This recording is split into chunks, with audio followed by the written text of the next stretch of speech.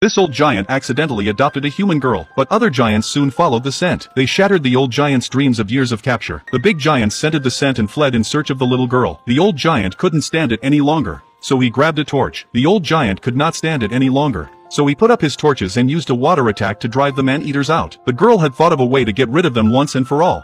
I have a plan. A plan? We are going to the Queen.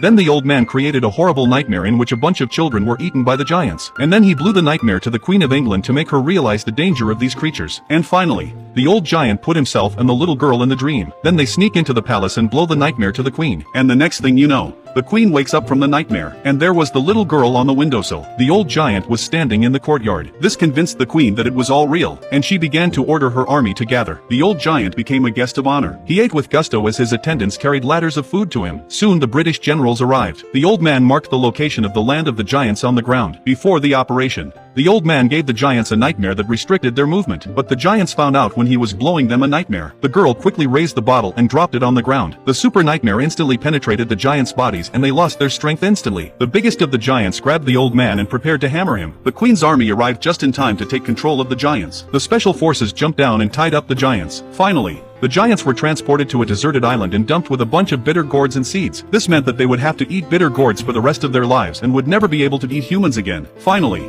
the girl returned home and the old giant went back to his dream hunting ways.